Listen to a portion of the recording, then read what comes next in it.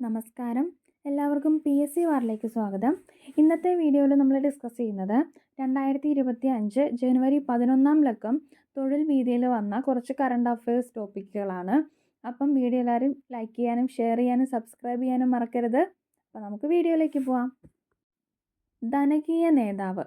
ഉദാരവൽക്കരണ നയങ്ങളിലൂടെ ഇന്ത്യയുടെ സാമ്പത്തിക വളർച്ചയ്ക്ക് അടിത്തറ പാകിയ മുൻ പ്രധാനമന്ത്രിയും സാമ്പത്തിക വിദഗ്ധനുമായ ഡോക്ടർ മൻമോഹൻ സിംഗ് ഡിസംബർ 25 ഡൽഹിയിൽ അന്തരിച്ചു.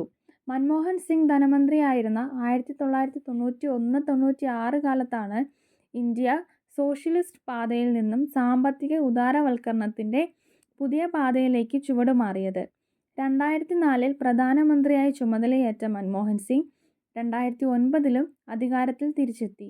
ഇന്ത്യയിൽ നെഹ്റുവിന് ശേഷം ഭരണത്തിൽ 5 വർഷം പൂർത്തിയാക്കി തുടർഭരണം നേടിയ ആദ്യത്തെ പ്രധാനമന്ത്രിയാണ് മൻമോഹൻ സിംഗ്.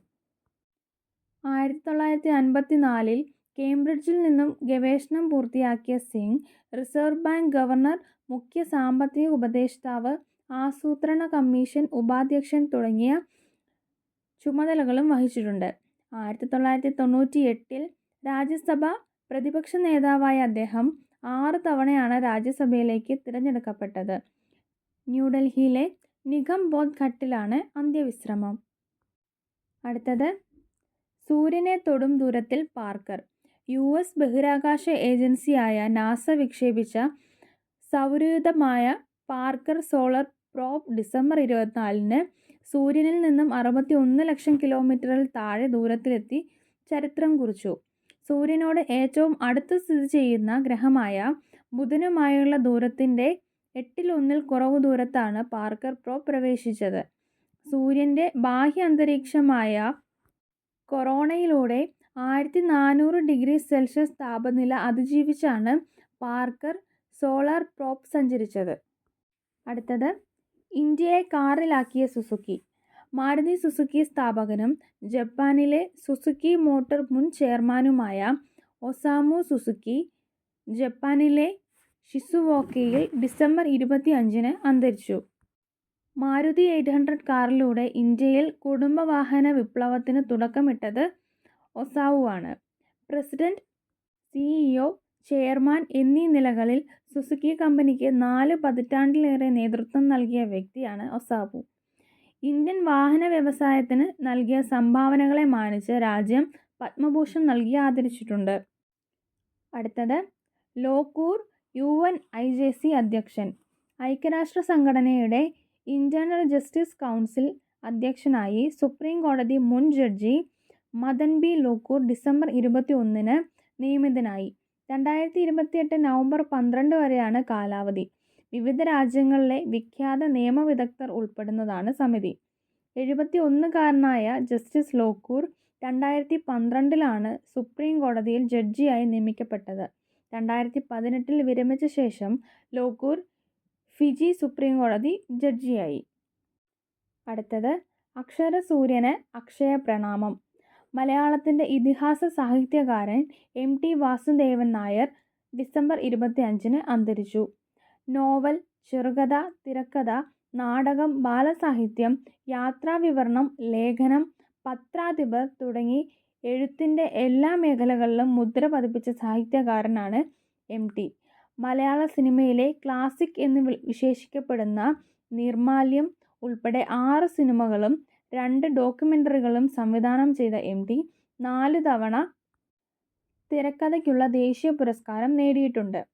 60-ലേറെ സിനിമകൾക്ക് തിരക്കഥയൊരുക്കിയ MT 11 തവണ മികച്ച തിരക്കഥയ്ക്കുള്ള സംസ്ഥാന അവാർഡും നേടി.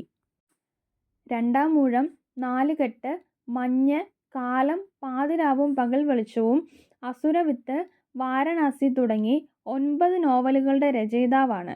2005 രാജ്യം പത്മഭൂഷൺ നൽകി ആദരിച്ചു. ജ്ഞാനപീഠം എഴുത്തച്ഛൻ പുരസ്കാരം ഉൾപ്പെടെയുള്ള ബഹുമതിക്ക് അർഹനാണ്. 1995 MTക്ക് ജ്ഞാനപീഠം ലഭിച്ചത്. 2022 സംസ്ഥാന സർക്കാരിൻ്റെ പരമോന്നത ബഹുമതിയായ കേരളജ്യോതി പുരസ്കാരത്തിനും അർഹനായി.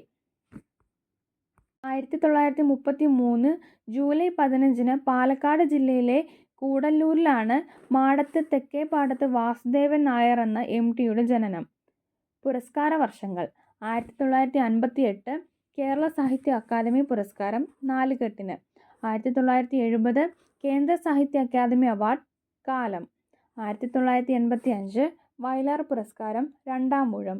1993 ഓടക്കുഴൽ അവാർഡ് വാനപ്രസ്ഥം. അടുത്തത് മനുഷ്യാവകാശത്തിന് പുതിയ അധ്യക്ഷൻ. ദേശീയ മനുഷ്യാവകാശ കമ്മീഷന്റെ അധ്യക്ഷനായി സുപ്രീം കോടതി മുൻ ജഡ്ജി വി രാമസുബ്രഹ്മണ്യനെ രാഷ്ട്രപതി ദ്രൗപദി മുർമു ഡിസംബർ 23 നിയമിച്ചു.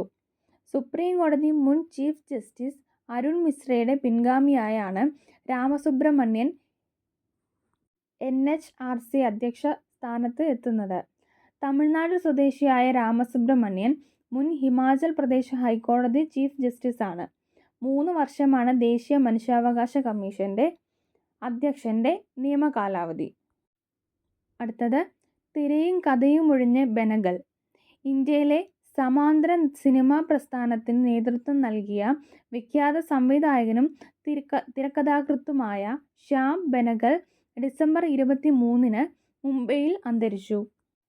5 പതിറ്റാണ്ടിലേറെയായി സിനിമാ രംഗത്ത് സജീവമായിരുന്ന ബെനഗൽ പത്മഭൂഷൺ, പത്മശ്രീ, ദാദാസാഹിബ് ഫാൽക്കെ എന്നിവയടക്കം പുരസ്കാരങ്ങൾ നേടിയിട്ടുണ്ട്. അങ്കൂർ 1973, നിശാന്ത് 1975, മന്ദൻ 1976, ഭൂമിക 1977, മാമോ 1994, സർദാരി ബീഗം 1996, സുബൈദ 2001 തുടങ്ങിയവയാണ് പ്രധാന സിനിമകൾ. അടുത്തത് ആരിഫിന് പിൻഗാമിയായി അർലേക്കർ.